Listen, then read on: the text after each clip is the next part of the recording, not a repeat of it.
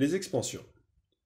Étant donné la mobilité naturelle de la plupart des populations africaines, les expansions sont innombrables. Elles présentent des caractéristiques différentes selon le mode de vie de la société considérée. L'agriculture itinérante devient expansion quand elle suit une direction donnée, de préférence à une trajectoire aléatoire ou circulaire. Les expansions peuvent durer très longtemps sans que les populations en mouvement cessent jamais de paraître sédentaires. Dans la forêt, l'expansion vers le sud des Mongos, partie de la grande boucle du Zaïre, avait commencé bien avant le XVIe siècle et se poursuivait encore à la fin du XIXe, dans la plus grande partie de la région comprise entre le Zaïre et l'ouest, à l'ouest et le Lomami à l'est. Cette expansion a provoqué un courant à partir des centres de peuplement assez denses situés entre l'équateur et le premier parallèle sud, en direction des vallées fluviales et des bordures forestières. Les expansions pouvaient facilement s'accélérer, soit par de plus longs parcours à chaque déplacement, soit par des déplacements plus fréquents. Elle répondait alors à des intentions précises, souvent à une attraction.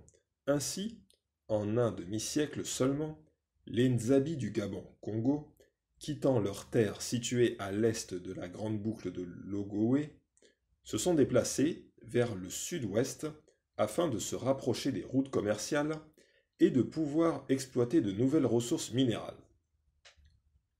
Les Fans de la Comoé supérieure ont gagné l'estuaire du Gabon en 20 ans seulement, puis ont continué leur expansion pendant 40 ans encore en direction du delta de l'Ogooué. Ils n'ont jamais abandonné leur mode de vie habituel. Les villages se déplaçaient successivement, chacun dépassant à son tour ceux qui le précédaient. Les expansions des éleveurs suivaient un schéma différent. En général, des jeunes quittaient le pôle de transhumance du groupe pour s'établir avec leur bétail sur de nouveaux pâturages. Les Maasai ont ainsi progressé au XVIIe et XVIIIe siècle jusqu'à ce que toutes les terres propres à l'élevage fussent occupées. Un autre exemple est celui des Trek-Boer d'Afrique du Sud. Des colons européens de la deuxième génération s'établirent près du Cap à partir de 1680 environ. Dès le début, les éleveurs se plaignirent d'être trop nombreux, bien que la population fût clairsemée, emmenant une partie du bétail. Les cadets partaient s'installer ailleurs. Jusqu'en 1780 environ, cette expansion se poursuivit dans des régions occupées principalement par d'autres éleveurs, groupe Khoi, dont les Trek-Boer prenaient la place. Ils se heurtèrent ensuite à une frontière constituée par des terres beaucoup mieux arrosées, qu'occupaient des cultivateurs et des éleveurs Xhosa. Même les chasseurs-cueilleurs pouvaient suivre des courants migratoires.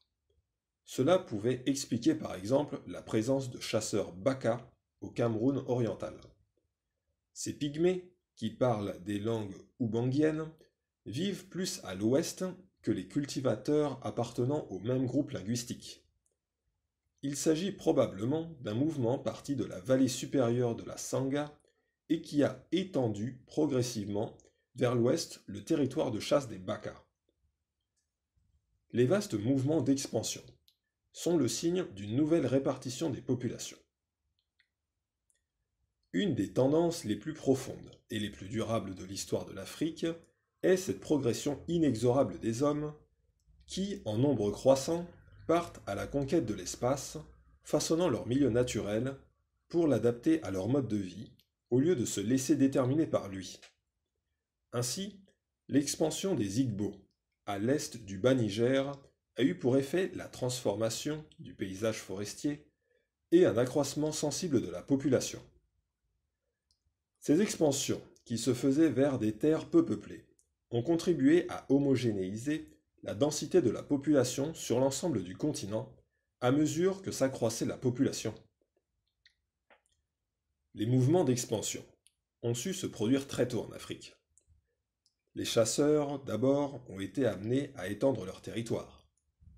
Puis, les populations qui exploitaient leur milieu de façon plus intensive.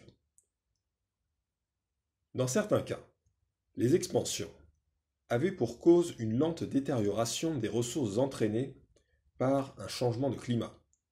L'exemple le plus spectaculaire a été le dessèchement du Sahara qui a chassé peu à peu les cultivateurs de Mauritanie vers le sud. Un peuple en expansion ne chassait pas nécessairement les autres peuples rencontrés sur son chemin. Souvent, il se mêlait à eux. Les autochtones adoptaient alors la culture des nouveaux venus, comme dans le cas des Fans, ou bien de cette fusion résultait une société et une culture nouvelle. Ainsi, l'expansion des Mongols vers le sud a donné naissance à divers peuples, dont les fameux Kuba. Quand la fusion n'avait pas lieu, les autochtones abandonnaient peu à peu leur territoire. Apparemment, il n'est presque jamais arrivé qu'un peuple chassé de son territoire envahisse à son tour un territoire voisin. Les expansions ont fait peu de réfugiés étant donné la faible densité des populations concernées.